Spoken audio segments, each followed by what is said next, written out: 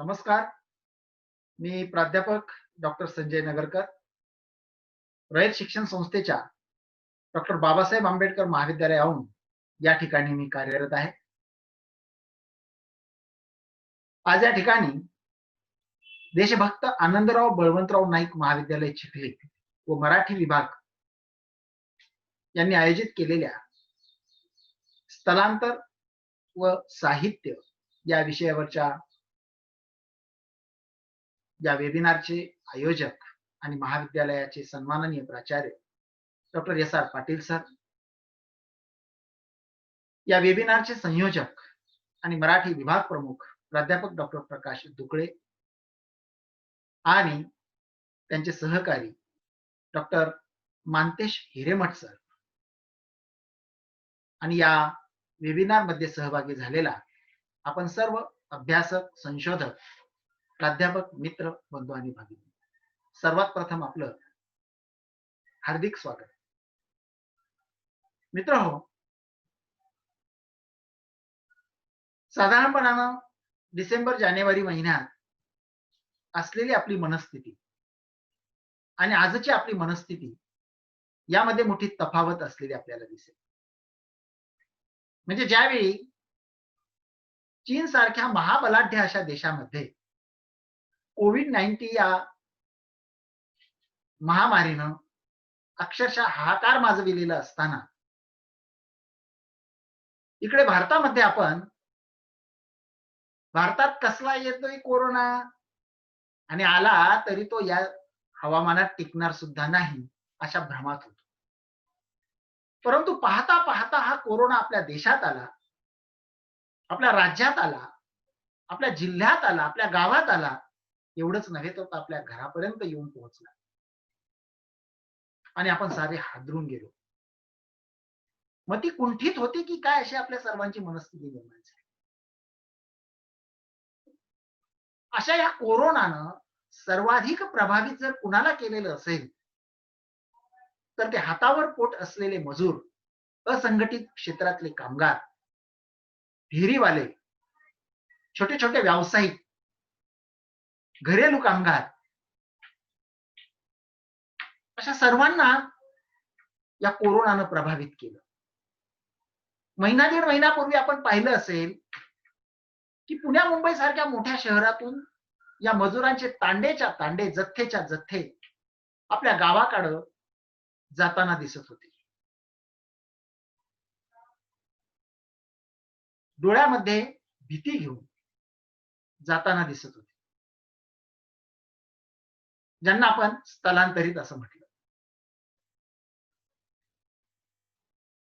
आणि या पार्श्वभूमीवर या नाईक महाविद्यालयानं एका अत्यंत ज्वलंत आणि वास्तव विषयावर हा वेबिनार आयोजित केला.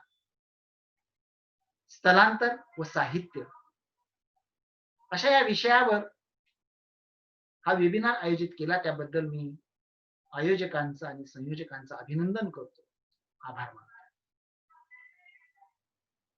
स्थलांतर व साहित्य या विषयावर मांडणी करण्यापूर्वी सर्वात प्रथम आपणास स्थलांतर ही संज्ञा, हिचा अर्थ, ही संकल्पना समजून घेणं आवश्यक आहे. शब्दकोशामध्ये यासाठी वेगवेगळ्या प्रकारच्या संज्ञा आलेल्या आहेत, वेगवेगळे प्रकारचे शब्द आलेले आहेत. त्यातल्या प्रत्येक शब्दाला स्वतःचा एक वेगळा अर्थ आहे, एक वेगळा स्वभाव आहे. त्यातला पहिला जो शब्द आहे तो आहे पीडित. म्हणजे जे लोक एखाद्या नैसर्गिक आपत्तीमुळे त्रस्त झालेले आहेत, पीडित झालेले आहेत, त्यांच्यासाठी वापरला जाणारा हा शब्द आहे पीडित. ज्यात पूरग्रस्त असतील, भूकंपग्रस्त असतील किंवा दुष्काळग्रस्त असतील. दुसरी जी संज्ञा येते ती येते डिसलोकेटेड पर्सन. एका भूमीतून उखडले गेलेले आणि दुसऱ्या भूमीमध्ये फेकले गेलेले जे आहेत, मुळापासून उखडले गेलेल्यांसाठी, एका समूहासाठी वापरली जाणारी ही संज्ञा आहे डिसलोकेटेड पर्सन. तिसरी जी संज्ञा आहे ती आहे डिसलॉज. परंतु ही संज्ञा व्यक्ती केंद्रीय आहे, समूह केंद्रीय नाही. त्यामुळे ही संज्ञा आपण काही काळापुरती बाजूला ठेवूया. चौथी जी संज्ञा आहे ती आहे रिफ्युजी, ज्यांनाच आपण शरणार्थी किंवा निर्वासित असं म्हणतो. म्हणजे एखाद्या देशामध्ये युद्ध सुरू झालं किंवा देशाची फाळणी झाल्यामुळं इच्छेने किंवा अनिच्छेने आपला भूभाग सोडून दुसऱ्या देशामध्ये ज्यांना जावं लागतं, त्यांच्यासाठी वापरला जाणारा हा शब्दप्रयोग आहे रिफ्युजी. आणि या सर्व संज्ञांना आपल्या कवेत घेणारी एक व्यापक अशी संज्ञा येते, ती म्हणजे विस्थापित किंवा स्थलांतरित, की जे मुळापासून सांस्कृतिक दृष्ट्या, सामाजिक दृष्ट्या, मानसिक दृष्ट्या, भौगोलिक दृष्ट्या जे उखडले गेलेले आहेत आणि स्थलांतरितपणाचं जगणं ज्यांच्या वाट्याला आलेलं आहे, असे जे आहेत त्यांच्यासाठी वापरला जाणारा शब्दप्रयोग आहे तो म्हणजे विस्थापित किंवा स्थलांतरित. स्थलांतरित ही एक समूहनिष्ठ संकल्पना आहे आणि हे स्थलांतर दोन प्रकारचं असतं.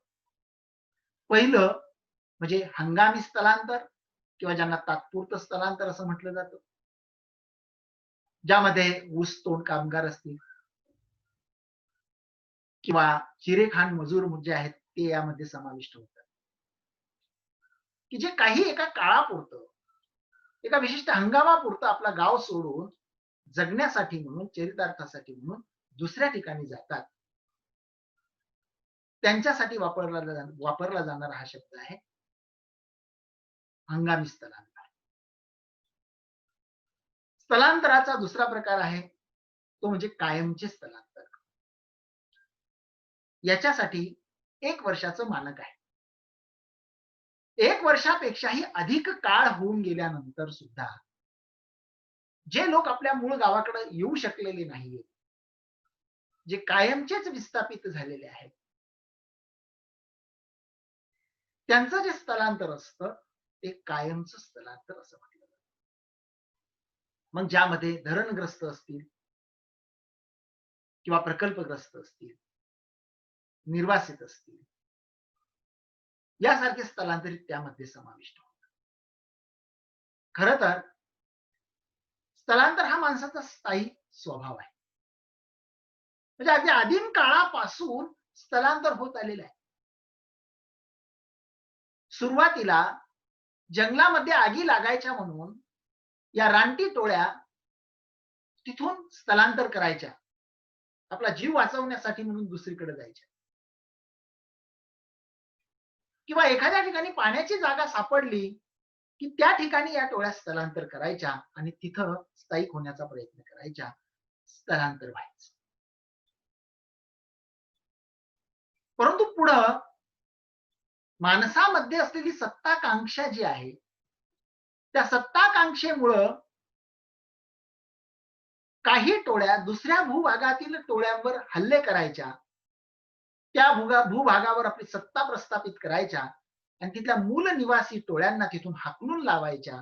त्या निमित्तानं स्थलांतर वाढायला लागली. आधुनिक काळामध्ये खरं तर चरितार्थासाठी म्हणून, रोजगारासाठी म्हणून मोठ्या प्रमाणात स्थलांतर व्हायला लागलेली आहे. म्हणजे ग्रामीण भागामध्ये रोजगाराच्या संधींचा अभाव आहे आणि मग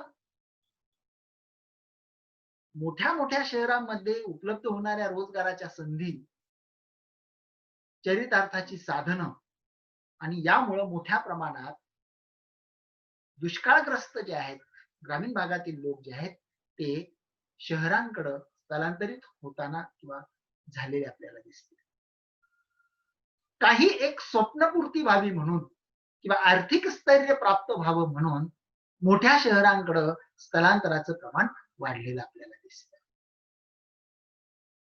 कोरोनाच्या पार्श्वभूमीवर एक दीड महिन्यापूर्वी जे काही स्थलांतर आपण पाहिलं ते खरं तर मुळातले हे सर्व लोंढे आधीच स्थलांतरित म्हणून जगणं जगत होते. त्यामुळे त्यांचं हे स्थलांतर रिव्हर्स मायग्रेशन किंवा परतीचं स्थलांतर म्हणून संबोधलं जातं. अर्थात यातले काही स्थलांतरित पुन्हा शहराकडे येतील, किंबहुना आता काही परतीला लागलेले सुद्धा आपल्याला दिसत आहेत. साधारणपणानं 15 लाखाच्या आसपास हे स्थलांतरित असल्याची आकडेवारी पुढे आलेली आपल्याला दिसते. तर अशा या स्थलांतराचा साहित्याशी असलेला अनुबंध काय, असा प्रश्न आपल्या सर्वांसमोर उभा राहतो. आणि हे स्थलांतर एका मानवी समूहाचं केवळ शारीरिक स्थलांतर नसतं, ते भौगोलिक स्थलांतर असतं, मानसिक स्थलांतर असतं, सांस्कृतिक स्थलांतर असतं. आणि स्थलांतरितपणाचं जे काही दुःख असतं, ज्या काही वेदना असतात किंवा ज्या काही झालेल्या हाल अपेष्ट असतात, आपली सांस्कृतिक पाळंमुळं सगळी गाडून टाकून दुसऱ्या भूमीमध्ये रुजण्यासाठी होणारी जी काही एक तडफड असते, धडपड असते, परक्या भूमीत रुजत असतानाच्या ज्या काही वेदना असतात, मनाची होणारी जी काही घालमेल असते किंवा द्वंद्वात्मक अशी जी मनस्थिती असते, ती साहित्यातून प्रतिबिंबित होत असते. अर्थात हे लगेचच स्थलांतर झालं आणि त्याचं साहित्यामध्ये प्रतिबिंब उमटलं किंवा लगेच त्याचं रिफ्लेक्शन झालं असं होत नाही. कधी कधी त्याच्यासाठी काही काळ जावा लागतो. कवितेसारख्या प्रकारामध्ये तीव्र अशा स्वरूपाच्या प्रतिक्रिया येऊ शकतात. साहित्यामध्ये स्थलांतरित झाल्यानंतर जी काही एक घालमेल असते, जी काही एक अस्वस्थता असते, ती येण्यासाठी काही काळ जावा लागतो. उदाहरणार्थ 1956 साली राज्य पुनर्रचना आयोग या ठिकाणी आला आणि त्यानंतर लगेचच पैठणला सर्वात मोठं असं गंगापूरचं मातीचं धरण बांधलं गेलं. त्या धरणामध्ये जी गावं बुडाली, ज्या गावकऱ्यांचं स्थलांतर झालं, त्या स्थलांतरितपणाचं जे दुःख आहे, ते दुःख किंवा काळाच्या पटावर जे काही ओरखाडे होते, ते ओरखाडे व्यक्त होण्यासाठी 50 वर्ष जावी लागली. 2019 साली संदीप जगदाळे यांनी असो आता चाड नावाचा जो कविता संग्रह लिहिला, त्यामध्ये या गंगापूरच्या धरणामध्ये धरणामुळे स्थलांतरित झालेल्यांच्या वेदना, उखडलेपणाचं दुःख जे आहे ते आलेलं आपल्याला दिसतं. म्हणजे 1956 ते 2019 असा काळाचा एक मोठा पट आपल्याला पाहायला मिळतो. आणि मग हे जे काही स्थलांतरित आहेत किंवा कोरोनाच्या पार्श्वभूमीवर ज्यांचं स्थलांतर झालेलं आहे, ते खरं तर परतीचं स्थलांतर आहे.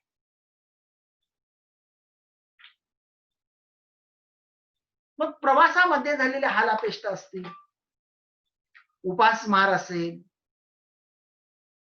रोजगार बुडाला त्याचं दुःख असेल, अशाश्वत असं जगणं आहे,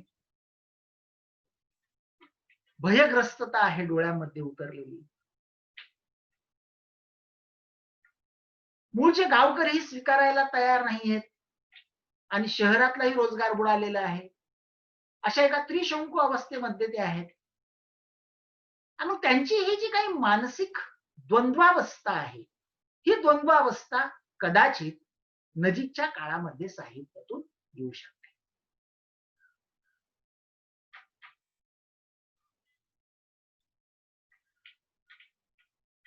स्थलांतर हे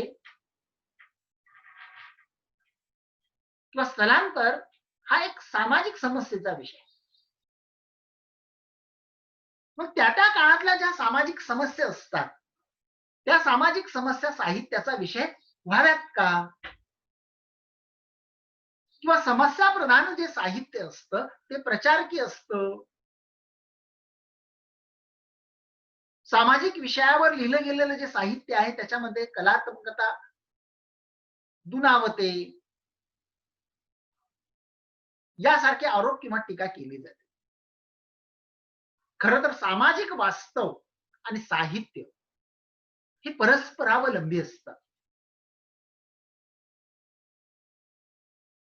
आणि मग अशा पद्धतीचं सामाजिक वास्तव मांडणारं साहित्य किंवा सामाजिक वास्तव आणि साहित्य यांच्यातले अनुबंध यावर एक सुंदर असं भाष्य डॉक्टर रबा मनसरकर यांनी केलेलं आहे. ते परस्परावलंबी कसे असतात यावर भाष्य करताना डॉक्टर रबा मनसरकर असं म्हणतात की सामाजिक जाणीव असेल तर कलात्मकता उणावते किंवा सामाजिक जाणीवेशिवाय कलात्मकता संभवतच नाही. हे दोन्ही अपसमज आहे. ज्या एका व्यापाराने व्यक्तिगत जाणीवांना कलारूप लाभते त्याच व्यापाराने सामाजिक जाणीवांनाही कलारूप लाभते. सामाजिक जाणीव व कलात्मक जाणीव यात परस्पर विरोध असण्याचे कारण नाही. तसेच त्यांच्यात द्वैत किंवा अद्वैत मानण्याचेही कारण नाही. त्यांच्यात परस्पर साहचर्य असू शकते एवढे मानणे पुरेसे आहे. डॉक्टर रबा मनसरकरांनी हे जे काही भाष्य केलेलं आहे त्यातून आपल्याला सामाजिक वास्तव आणि साहित्यातले अनुबंध हे परस्परावलंबी कसे असतात त्याचं सुतोवाच यातून केलेलं दिसतं. त्याचप्रमाणे मग स्थलांतर आणि साहित्याचा अनुबंध देखील आपल्याला या भूमिकेतून समजून घेणं आवश्यक आहे. आणि अशा या स्थलांतराच्या माग मग जी काही एक नैसर्गिक किंवा मानवी अशी कारणं आहेत ती कारणं आणि साहित्याशी असलेला त्याचा अनुबंध हाही या ठिकाणी पाहता येईल. स्थलांतरित जे साहित्य आहे, स्थलांतरितांचं जे साहित्य आहे किंवा साहित्याशी असलेला स्थलांतराचा जो अनुबंध आहे तो बहुविध अशा स्वरूपाचा आहे, बहुपेडी अशा स्वरूपाचा आहे. म्हणजे स्थलांतराची वेगवेगळी कारणं सांगितली जातात, त्यातली काही अस्मानी आणि काही सुलतानी अशा स्वरूपाची कारण आहे. त्यातलं पहिलं कारण सांगितलं जातं ते म्हणजे दुष्काळ. आणि दुष्काळामुळे स्थलांतरित व्हावे लागलेले जे असतात त्यांच्यासाठी दुष्काळग्रस्त अशी संज्ञा आपण वापरतो. हा दुष्काळ आपल्याला नवा नाहीये, कारण बेभरवशाचा पाऊस आपल्या पाचवीला पुजलेला. आजपर्यंत जे सर्वात मोठे दुष्काळ पडले त्यातला 1896-97 आणि 1876 ते 78 या दोन दुष्काळांची नोंद गॅझेट मध्ये सापडली. त्यापूर्वी दर 10-15 वर्षांनी दुष्काळ पडायचे. म्हणजे अगदी संत तुकारामांच्या काळात देखील आपल्याला दुष्काळाचा संदर्भ असलेला पाहायला मिळतो. त्यांच्या एका अभंगामध्ये बरे झाले देवा बाईल कर्कशात बरी या दुष्काळी पिढा गेली असं ते म्हणतात. म्हणजे हा दुष्काळ आपल्याला नवा नाही.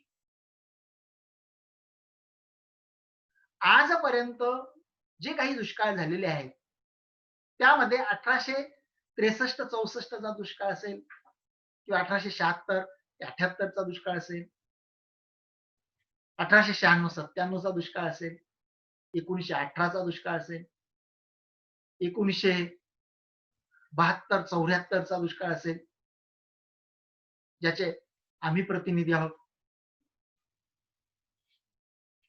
1992 चा दुष्काळ असेल, किंवा 95 नंतर सतत पडलेले दुष्काळ असतील. अशा वेगवेगळ्या दुष्काळांची नोंद आपल्याला गॅझेटमध्ये सापडते. आणि अशा या दुष्काळामुळे स्थलांतर करण्याची वेळ गावातल्या समूहांवर येते. त्याचं कारण सातत्यानं पडणारे दुष्काळ आणि रोजगाराच्या संधीचा अभाव. यामुळं पुण्या-मुंबई सारख्या मोठ्या शहरांमध्ये स्थलांतर करावं लागलं. त्याचा इतिहास जो आहे, तो जर आपण पाहिला तर 1972-74च्या काळातील दुष्काळामुळं मोठ्या प्रमाणात ग्रामीण भागातील लोक शहरांमध्ये स्थलांतरित झालेले दिसतात. आज जे काही त्या ठिकाणी डबेवाले आपण पाहतो, काही गिरणी कामगार पाहतो किंवा घरगडी म्हणून काम करणारे लोक पाहतो, गोदी कामगार आपण पाहतो किंवा रिक्षा, टॅक्सी चालक आपण पाहतो. कारखान्यांमध्ये काम करणारे मजूर आपण पाहतो. हे एकेकाळचे दुष्काळग्रस्त आहे. आणि मग अशा पद्धतीचे स्थलांतर होऊ नये. ग्रामीण भागातील हे स्थलांतर थोपविण्याचे प्रयत्न देखील झाले. मग या दुष्काळावर मात करण्यासाठी म्हणून 1880 साली दुष्काळ आयोग नेमला गेला किंवा महाराष्ट्र राज्य हे रोजगार हमी योजना सुरू करणारं पहिलं राज्य ठरलं 1972च्या दुष्काळाच्या पार्श्वभूमीवर. किंवा हीच योजना पुढं 2005 साली राष्ट्रीय रोजगार हमी योजना या नावानं पुढे आली. किंवा सध्या मनरेगा सारखी योजना कार्यरत असलेली आपल्याला दिसते. तर या ज्या काही योजना आहेत त्या योजना खरं तर दुष्काळावर मात करणं आणि ग्रामीण भागातील जे स्थलांतरित होऊ नयेत म्हणून लोक स्थलांतरित होऊ नयेत म्हणून त्यांना तिथंच रोजगार उपलब्ध करून देण्यासाठीच्या ज्या योजना आहेत. परंतु तरीही हा स्थलांतराचा ओघ आपण थांबवू शकलेलो नाही. 1897 ला डेक्कन सभेच्या दप्तरामध्ये एक बातमी छापून आहे दुष्काळाची. आणि ती बातमी वाचून हरिनारायण आपटे यांनी काळ तर मोठा कठीण आला नावाची कथा लिहिली. ज्या कथेमध्ये रामजी बाबा नावाचा शेतकरी जो आहे हा गावाकडे दुष्काळ पडतो. त्या दुष्काळामुळे त्याला बैल विकावी लागतात आणि मग तो गाव सोडून शहराकडे येतो. परंतु शहरात देखील त्याला आसरा मिळत नाही आणि त्यातच त्याचा मृत्यू होतो अशी शोकांत कहाणी त्या कथेमध्ये येते.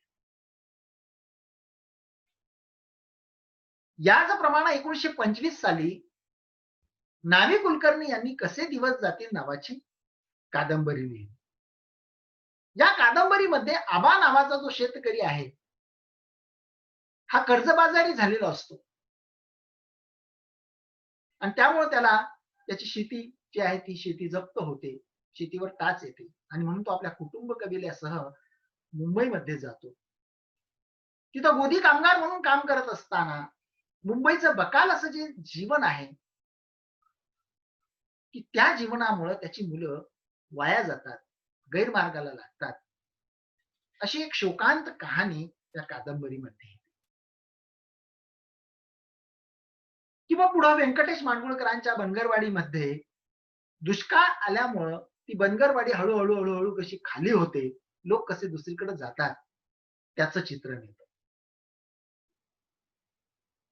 अरुण साधूंनी जी काही शापित नावाची कादंबरी लिहिली या कादंबरीमध्ये रिंगणगाव आणि त्याच्या आसपासच्या परिसरातले सर्व शेतकरी दुष्काळ पडल्यामुळं गाव सोडून मुंबई पुण्याकडे कसे निघालेले असतात.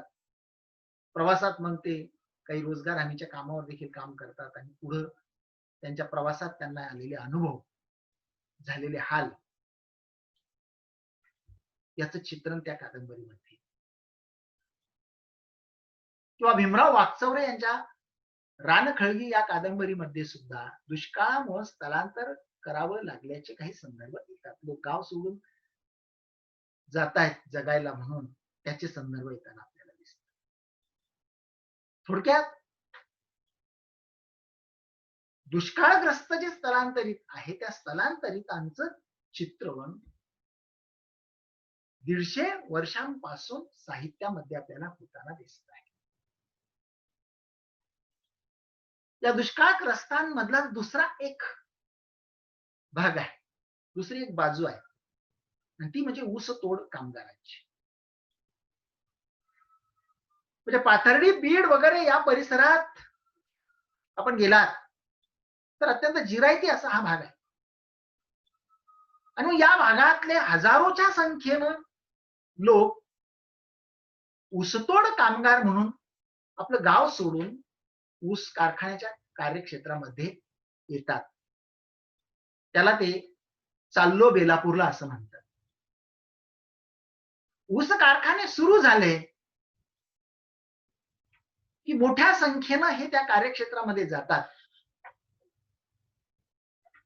आणि ऊस कारखाने बंद झाले, ज्याला ते पट्टा पडला असं म्हणतात, की पुन्हा परतीला आपल्या गावाकडे लागतात. हे त्यांचं स्थलांतर हंगामी असतं. परंतु दरम्यानच्या काळामध्ये ज्या हाल अपेष्टा त्यांना सोसाव्या लागतात,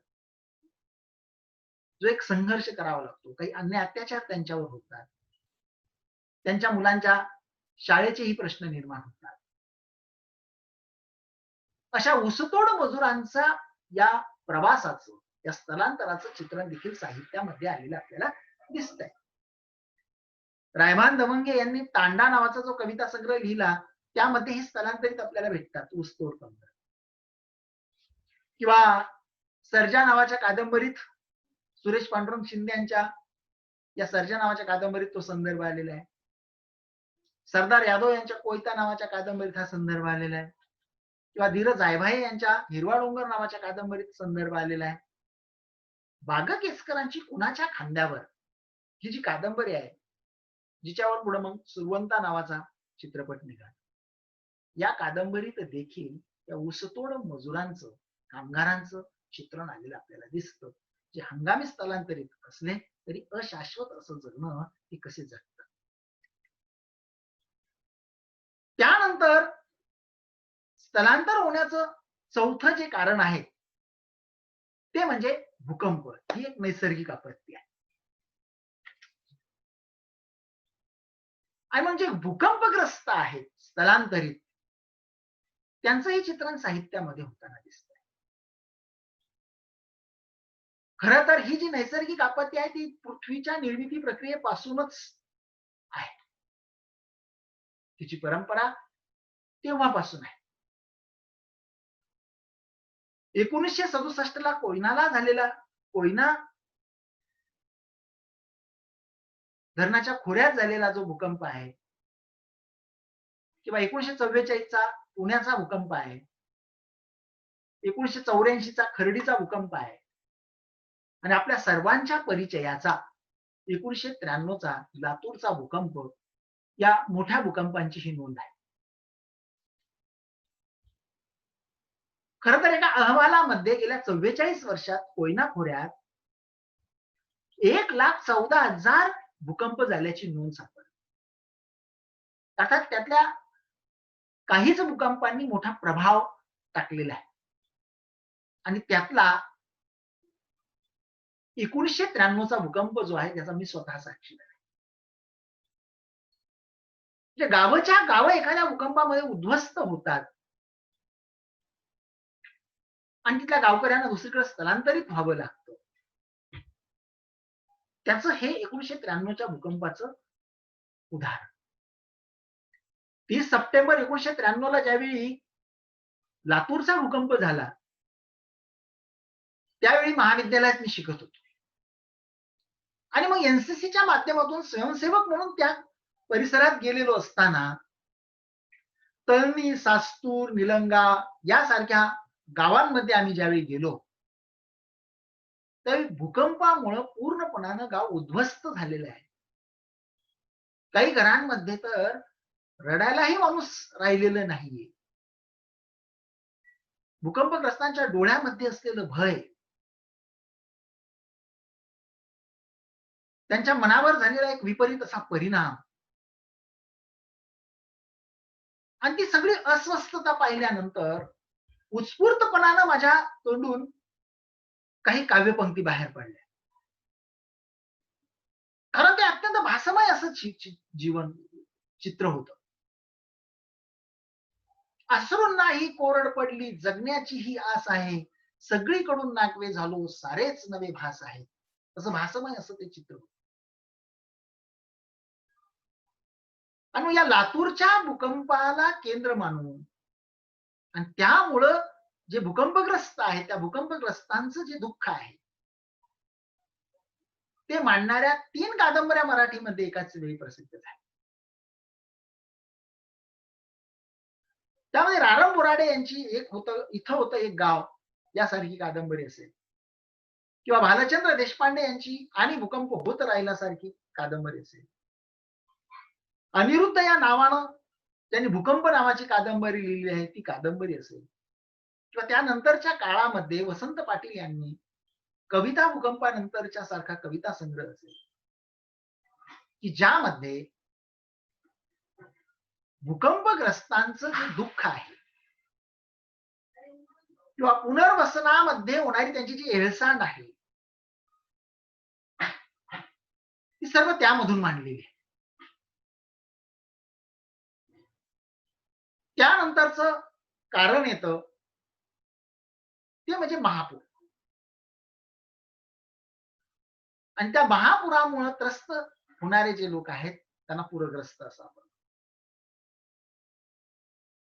महापुरामुळे एखादं गाव उद्ध्वस्त व्हावं आणि तिथल्या लोकांना दुसरीकडे हलवलं जावं अशी घटना 12 जुलै 1961 ला घडली.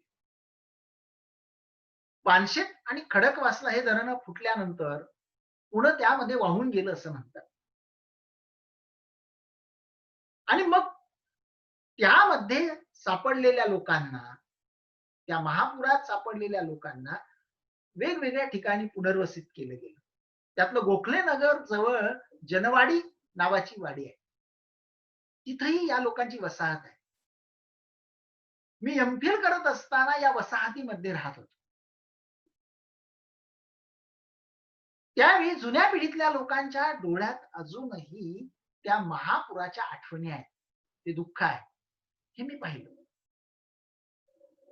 अशा या पूरग्रस्तांचं चित्रण किंवा त्या संदर्भातलं विवेचन मधुकर हेगडे यांनी पानशेत प्रलय आणि मी नावाच्या ग्रंथामधून खूप चांगलं केलेलं आहे.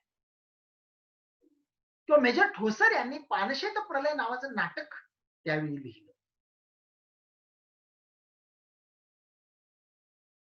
या सर्व अशा स्थलांतरित समूहांमधला सर्वात प्रबळ आणि सर्वात प्रभावी असं चित्रण झालेला समूह आणि तो म्हणजे धरणग्रस्त.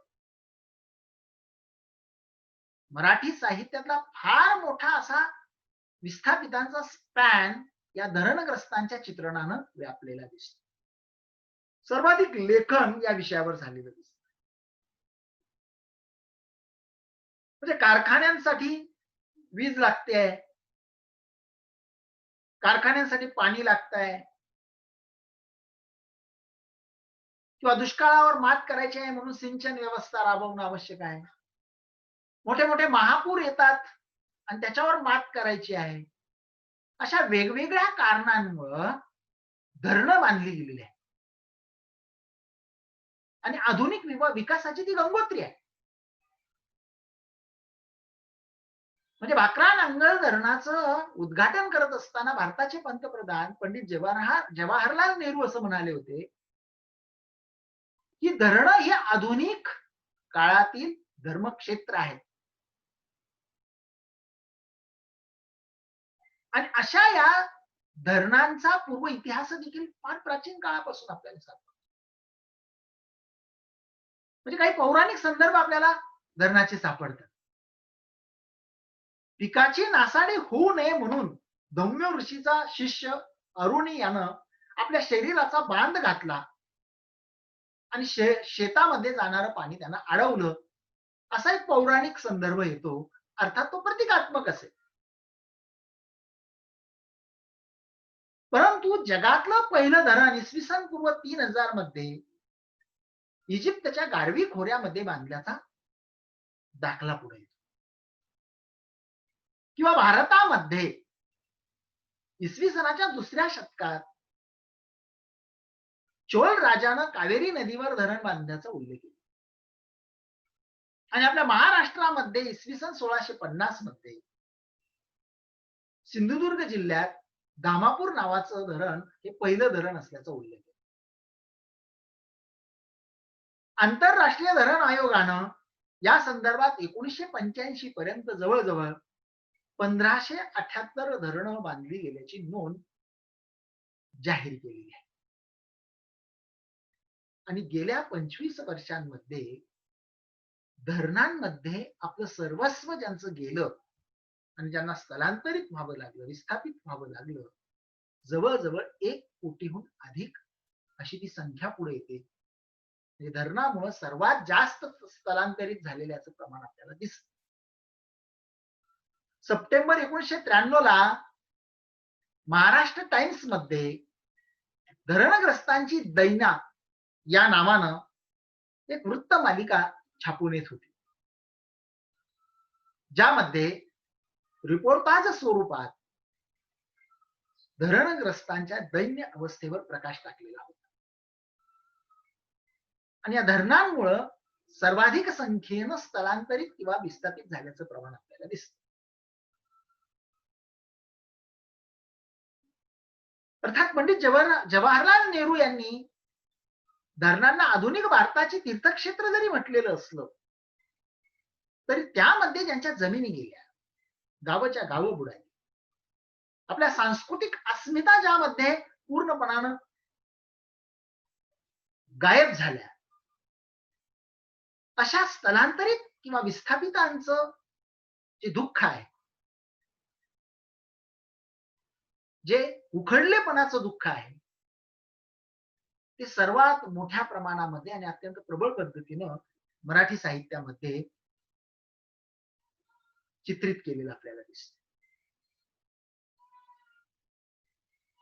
आपलं मानसिक, सांस्कृतिक, शारीरिक असं जे काही उखडलेपण आहे, हे उखडलेपण मराठी कादंबरीमधून, कवितांमधून मोठ्या प्रमाणात आले आहे. त्यामध्ये मावळ्याची करुण कहाणी नावाची कादंबरी आहे, रावी घुसकुटे यांनी लिहिली. सेनापती बापटांच्या नेतृत्वाखाली जो मुळशीचा सत्याग्रह झाला, त्यावर आधारलेली ही कादंबरी आहे.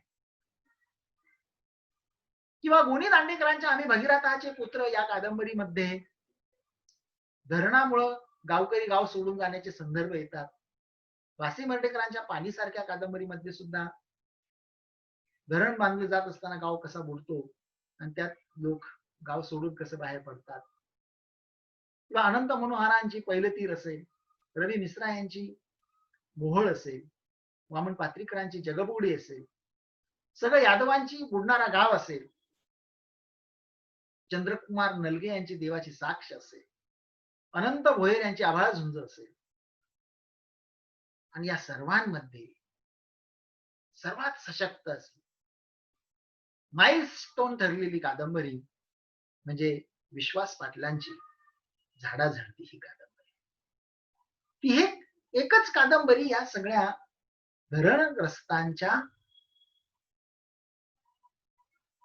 जीवनातली जी अशाश्वतता आहे, उखडलेपण आहे, त्याचं चित्रण करण्यास पुरेसे आहे. उदाहरण म्हणून तर 1919 ला संदीप जगदाळे यांनी जो लिहिलेला असो आता चाड नावाचा कविता संग्रह आहे, तो देखील या धरणग्रस्तांचं दुःख मांडणारा एक अत्यंत चांगला असा कविता संग्रह आहे. आणि मग अशा या धरणामध्ये आपलं सर्वस्व गेल्यानंतर जे संघर्ष करतायत, झगडतायत, त्या झगडणाऱ्या, संघर्ष करणाऱ्या विस्थापितांना, धरणग्रस्तांना बलराम जाखड यांनी आधुनिक भारताचे स्वातंत्र्य योद्धे असं म्हटलेलं आहे. त्यानंतर येतो प्रकल्पग्रस्तांचा भाग. एखादा प्रकल्प झाल्यामुळं विस्थापित व्हावं लागलं, स्थलांतरित व्हावं लागलं आणि त्याचं दुःख किंवा त्याच्या संदर्भातला संघर्ष साहित्यामध्ये. मग 1950 ते 1920 या काळामध्ये जे औद्योगिकरण झालं किंवा 1916 ला इथं औद्योगिक आयोग आला. 1960 ला महाराष्ट्र राज्य औद्योगिक विकास महामंडळ स्थापन झालं. 1991 ला आपण जागतिकीकरण, खाजगीकरण, उदारीकरण स्वीकारलं किंवा 1906 पासून सेझचा अंमल या ठिकाणी सुरू झाला. ही जी एक औद्योगिक संस्कृती या ठिकाणी निर्माण झाली की ज्यामुळे प्रगतीच्या एक पाऊल पुन्हा इथं उमटल्या. परंतु या उद्योग व्यवसायांच्या स्थापनेमध्ये ज्यांच्या जमिनी गेल्या, ज्यांची गावं गेली आणि त्यामुळे जे विस्थापन वाट्याला आलं, स्थलांतर वाट्याला आलं, त्यांचाही संघर्ष साहित्यातून आलेला दिसतो. 1947 ते 2000 या काळामध्ये प्रकल्पांमध्ये ज्यांचं सर्वस्व गेलं अशा प्रकल्पग्रस्तांची संख्या ही 70 लाखाच्या आसपास पुढे येते. म्हणजे सेझच्या पार्श्वभूमीवर शंकर सखाराम यांनी लिहिलेली एसईझेड नावाची कादंबरी असेल किंवा एनरॉन प्रकल्पाच्या पार्श्वभूमीवर माधव कोंडविलकर यांनी एक होती कातळवाडी नावाची लिहिलेली जी कादंबरी आहे, या कादंबऱ्या या प्रकल्पग्रस्तांच्या संघर्षाचं चित्रण करतात कादंबऱ्या. तर अशा नैसर्गिक किंवा मानवीय कृतींमुळं स्थलांतर करावं लागलं, विस्थापन स्वीकारावं लागलं, याचं चित्रण करणाऱ्या वेगवेगळ्या अशा पद्धतीच्या ह्या साहित्याबरोबरच आणखी काही कारणं आहेत. आपण वेळेअभावी सर्वच कारणांचा आणि त्यामुळे चित्रण झालेल्या साहित्याचा या ठिकाणी फक्त उल्लेख करून थांबणार आहोत. मग ज्यामध्ये दंगलग्रस्त असतील किंवा निर्वासित रिफ्युजी म्हणतो आपण ते असतील की ज्यांचंही चित्रण मोठ्या प्रमाणात साहित्यामध्ये झालेलं दिसतं. म्हणजे डॉक्टर बाबासाहेब आंबेडकरांनी दलितांना एक आव्हान केलं की खेडी सोडा. त्याचं कारण जात हा जो फॅक्टर आहे हा ग्रामीण भागामध्ये फार प्रभावी आहे. सर्वाधिक जातीय विषमता ही ग्रामीण भागामध्येच टोकदार पद्धतीनं असलेली आपल्याला पाहायला मिळते. आणि म्हणून मग शहर ही मुक्तीची द्वार आहे असं म्हणणारे डॉक्टर बाबासाहेब आंबेडकर दलित समूहांना आव्हान करतात की खेडी सोडा. आणि त्यानंतर लाखोच्या संख्येनं जे दलित बांधव शहरांकडे गेलेले दिसतात. आज मोठमोठ्या झोपडपट्ट्यांमध्ये असणारे बहुतांश जे लोक आहेत हे दलित बांधव आहेत. अनेक दलित वसाहती आहेत आणि मग त्यांचं जे अशाश्वत असं जगणं आहे, जो संघर्ष आहे, हा देखील दलित साहित्यामध्ये मोठ्या प्रमाणात आलेला दिसतो. तर मित्रहो, अशा या विविध कारणांमुळे स्थलांतर करावं लागलेले लोकसमूह आणि त्यांचं साहित्यामध्ये होणारं चित्रण यांचा अनुबंध तपासत असताना आपण हे वेगवेगळे संदर्भ घेतले, ज्यामध्ये दुष्काळग्रस्त असतील, भूकंपग्रस्त असतील, प्रकल्पग्रस्त असतील, पूरग्रस्त असतील किंवा दंगलग्रस्त असतील. त्याचप्रमाणे आता कोरोनामुळे जे काही तात्पुरतं स्थलांतर होत आहे, परंतु त्या स्थलांतराचा टोकदारपणा देखील तितकाच टोचणार आहे. आणि मग या कोरोनाच्या पार्श्वभूमीवर जे परतीचं किंवा रिव्हर्स मायग्रेशन ज्याला आपण म्हणतो, परतीचं स्थलांतर असं आपण म्हणतो, त्या दरम्यानचं जे काही दुःख आहे, त्या दरम्यानचा जो काही संघर्ष आहे, त्या दरम्यानचं जी काही अशाश्वतता आहे, तिचं चित्रण कदाचित नजीकच्या काळामध्ये साहित्यामध्ये येईल. सध्याची अवस्था जी आहे तिला आपण अनुभव गर्भ अवस्था किंवा निर्मिती गर्भ अवस्था असं म्हणूया. काही एक काळानंतर त्याची प्रत्यक्षात निर्मिती होऊ शकते. असा एक आशावाद आपण या ठिकाणी व्यक्त करूयात आणि थांबूयात. माझं हे जे काही चिंतन मांडण्याची संधी मला देशभक्त आनंदराव बळवंतराव नाईक महाविद्यालयाचे सन्माननीय प्राचार्य doctor S R Patil sir, Marathi विभाग प्रमुख प्रकाश भुकळे सर, त्यांचे सहकारी डॉक्टर मानतेश हिरेमठ सर यांनी उपलब्ध करून दिली. त्यांचे तर खरं तर मी आभार मानतो. हे जे काही मी आता बोललो त्यातून काही प्रश्न देखील उपस्थित झालेले असतील. त्या प्रश्नांना संयोजक योग्य तो न्याय देतीलच. एवढं बोलून मी थांबतो. धन्यवाद.